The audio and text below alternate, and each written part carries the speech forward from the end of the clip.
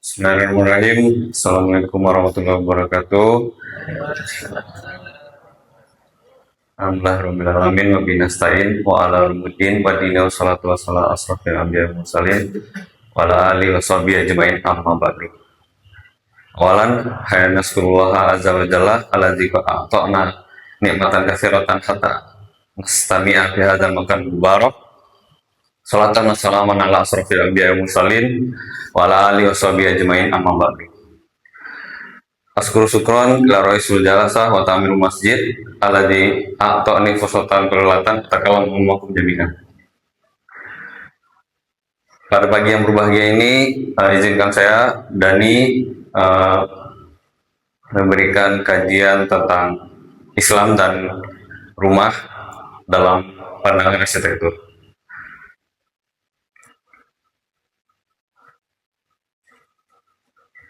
Bapak Ibu yang hadirin dan hadirat yang datang di pagi ini, izinkan saya memulai dengan bertanya, apa makna Islam dan rumah bagi Bapak Ibu sendiri?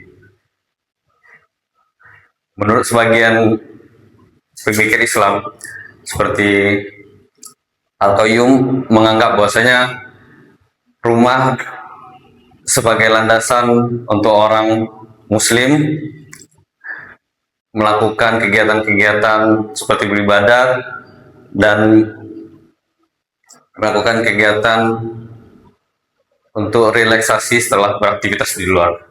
Adapun begitu, menurut pandangan pemikir Islam Spek Umar pada abad 21, dia menjelaskan bahwasanya rumah adalah bagian mikro dalam budaya keislaman. Setiap individu dan keluarga yang tinggal di dalam rumah memiliki peranan dalam bentuk nilai-nilai keislaman yang tinggal di dalamnya. Adapun menurut Nabi Muhammad SAW yang menganggap bahwasanya rumah merupakan tempat paling the best place in the earth. Maknanya tersebut adalah bagian terpenting daripada dunia tersebut.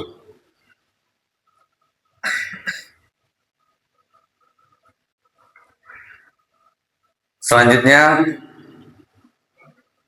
apa saja nilai-nilai yang penting kita terapkan di dalam rumah tersebut?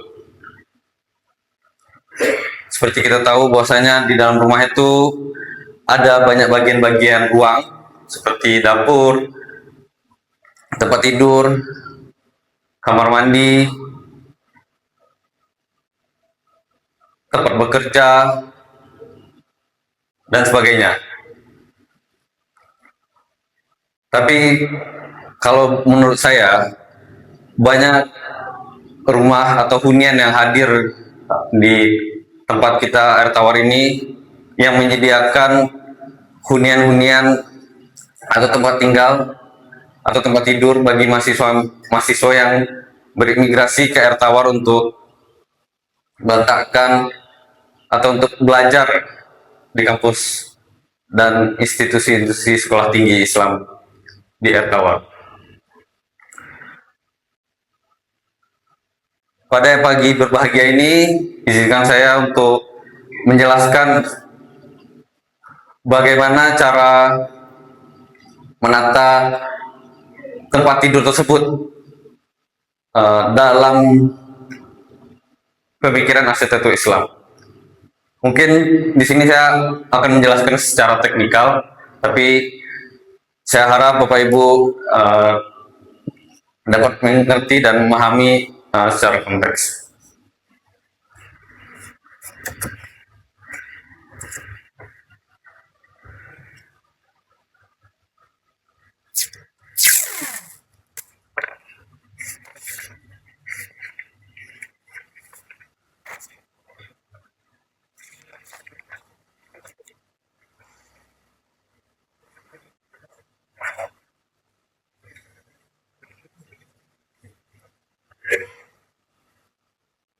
Saya mengambil contoh tempat tidur yang biasanya kita sering temukan bagi kaum muda atau generasi muda yang tinggal di area kamar kos dengan ukuran 4x4. Biasanya kita sering melihat adanya dua komponen penting dalam rumah tersebut. Yang pertama adalah pintu, yang kedua adalah jendela, serta ada furnitur-furnitur di dalamnya seperti kasur, tempat belajar, atau area untuk makan. Di atas ini saya memberi contoh bagaimana tempat furnitur kasur tersebut bisa berimpact pada keaktivitasan mahasiswa tersebut bagi yang single. Apabila kita meletakkan kasur di bawah jendela secara langsung, diharapkan adanya udara, angin, atau cahaya masuk yang langsung mengenai wajah atau bagian kepala. Dan ini terkadang membuat mahasiswa tersebut atau pelajar-pelajar tersebut pusing ketika bangun paginya atau mengalami tekanan ketika tidur. Alangkah baiknya di bagian bawah ini saya memberi alternatif desain atau tatanan letak kasur yang baik menurut saya. Kalau bisa diposisikan tempat furnitur kasur tersebut berjauhan dari tempat pintu utama, karena pintu utama itu merupakan banyaknya aktivitas seperti masuk dan keluarnya orang, sehingga memberikan bunyi-bunyi atau kebisingan untuk orang yang mau beristirahat di dalamnya. Dan bagian ujung kasur tersebut dijauhkan daripada jendela atau bukaan pada ruangan tersebut, karena dengan meletakkan kasur bagian sini penghuni bisa merasakan kenyamanan atau relaksasi. Tapi ada beberapa hal juga yang perlu diperhatikan Bapak Ibu. Kalau misalnya bagian kasur tersebut harus berada pada bagian dinding yang terbuat daripada material konkrit atau semen, sehingga tidak terjadinya kesalahan-kesalahan, atau kalau misalnya dia terbuat daripada material alternatif, triplek atau sebagainya, alangkah baiknya melihat juga kondisi pada ruangan tersebut.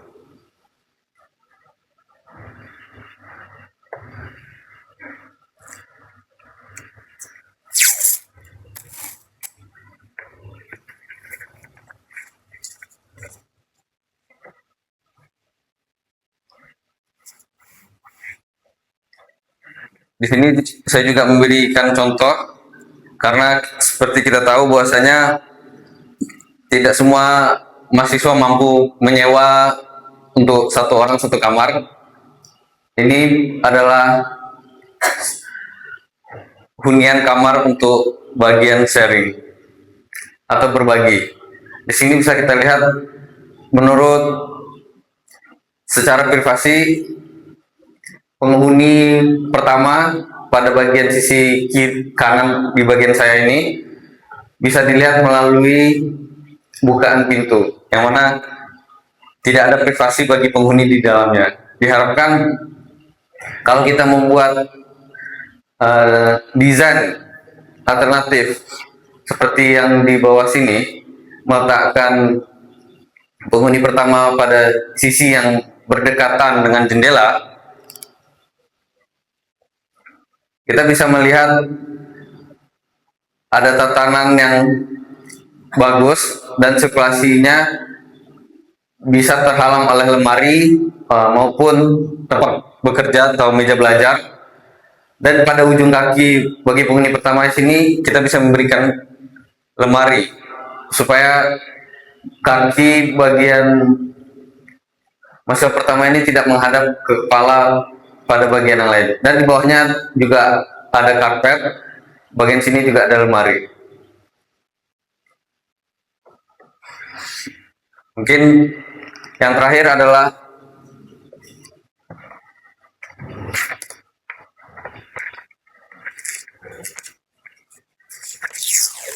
hunian alternatif atau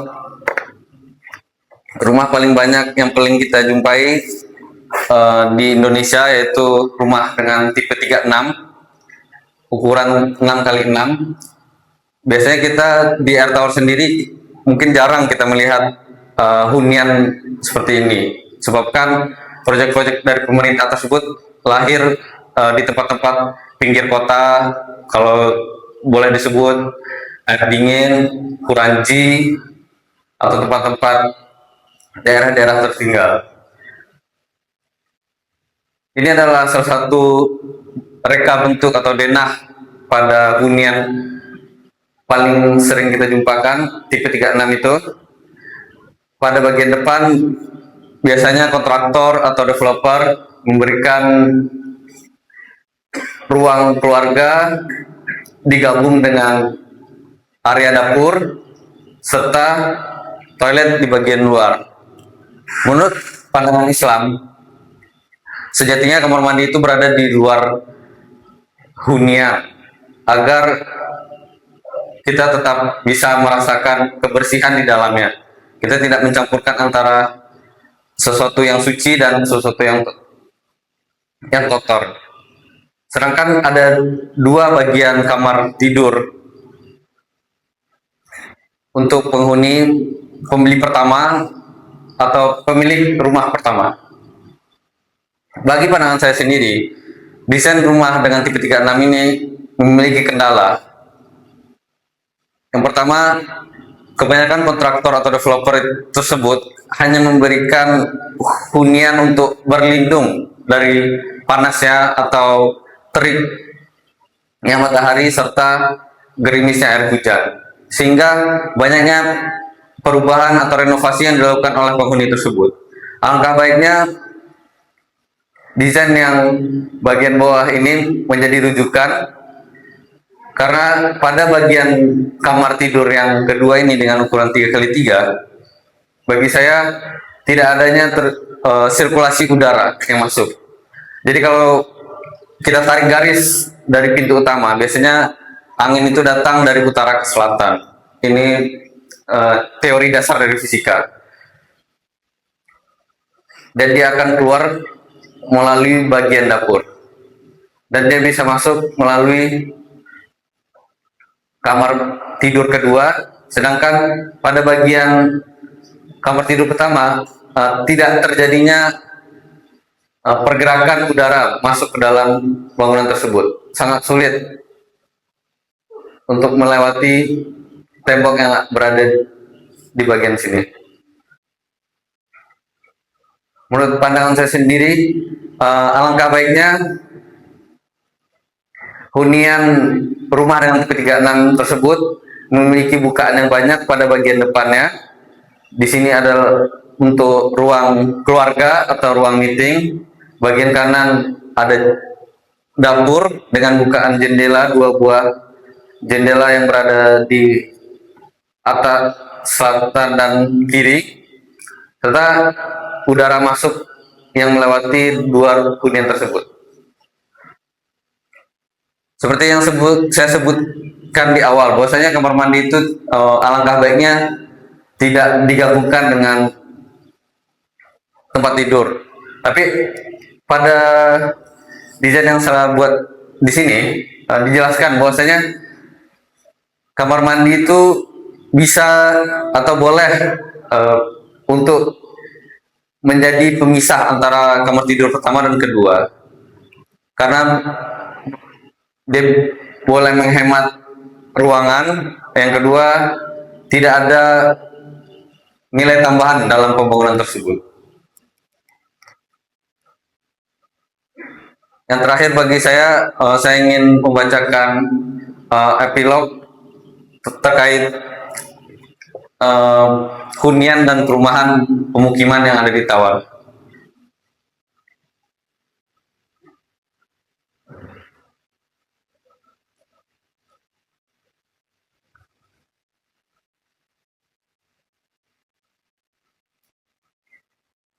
Air Tawar bagi saya adalah komunitas perumahan yang paling layak terhadap masyarakat Padang. Jika kita membandingkan dengan kampus Lima Manis yang berada di seberang sana dan kampus Islam di Sungai Bange, ini merupakan hasil jerih payah orang terdahulu yang mana telah menata ruang dengan rukun dan memiliki budi pekerti yang baik tanpa ada komersialisasi ruang di dalamnya. Saya juga takjub dengan perubahan tanah yang kosong ketika tahun 70-an, 60-an, para imigrasi orang Bukit Tinggi, orang Berkumbuh yang datang ke Ertaus di sini dibangun oleh kakek dan nenek-nenek saya secara bertahap, atau kalau dalam istilah arsitektur kita sering menyebutnya sebagai rumah tumbuh, dimulai dengan ruang duduk, setelahnya kamar tidur. Dan kini banyak generasi-generasi orang tua saya telah merubah ruang tumbuh tersebut menjadi hunian alternatif atau kos-kosan untuk mahasiswa yang tidak dapat mengakses asrama. Sehingga anak-anak sekarang yang tumbuh lebih banyak menghabiskan waktunya untuk menjaga kepada bangsa dan negara. Kenapa ini bisa terjadi? Kenapa banyak kos-kosan atau hunian-hunian di tempat kita Air Tower ini? Dalam pandangan saya pribadi, kampus atau institusi yang ada di daerah sini tidak dapat memberikan hunian layak kepada mahasiswanya. Sebagai contoh, saya ambil ketika tahun ajaran baru, anggap saja ada 5.000 mahasiswa yang datang. Namun gedung-gedung atau asrama yang ada di institusi tersebut hanya memiliki kapasitas rusun 4 lantai dan satu lantainya itu memiliki 8 kamar. Kalau misalnya di setiap lantai tersebut ada 2 orang, berarti dalam satu gedung tersebut hanya menampung 64 orang. Sedangkan asrama dari institusi tersebut kalau dikali 5, 64, mungkin hanya ratusan orang yang bisa dapat mengakses asrama tersebut.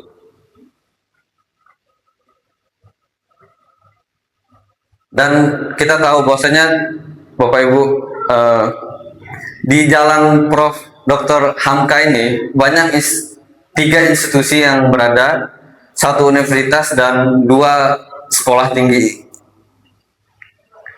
Anggaplah asrama itu hanya bisa menampung 5%, 500 dari 5.000 orang tersebut. Lalu kemanakah 55% orang-orang atau mahasiswa yang ingin bersekolah di sekolah tinggi tersebut?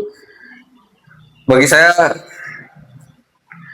tidak salah bahwasanya mahasiswa mengambil kos-kosan atau tempat tinggal di rumah-rumah ibu atau bapak-bapak. Dan ini angka yang normal bagi saya, karena ketika saya membaca tentang data dari Riset Center Rumah dan Pemukiman di Jakarta, hanya 2% hunian atau perumahan yang dibantu oleh pemerintah dan 3% yang dikelola oleh swasta. 55%-nya kebanyakan dibangun hunian tersebut oleh pemiliknya sendiri. Jadi absennya pemerintah dalam memberikan hunian layak kepada masyarakat ini merupakan bagian yang natural.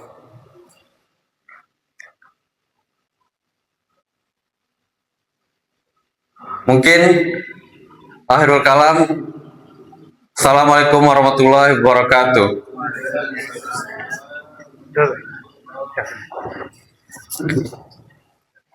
Yang terakhir, saya boleh minta Bapak Ibu memberikan pandangan terkait masalah atau isu-isu yang ada di tempat tinggalnya atau huniannya, karena sebagai mahasiswa atau pelajar teknik, kita ingin mengumpulkan masalah-masalah tersebut dan mengetahui kenapa dan mengapa itu terjadi.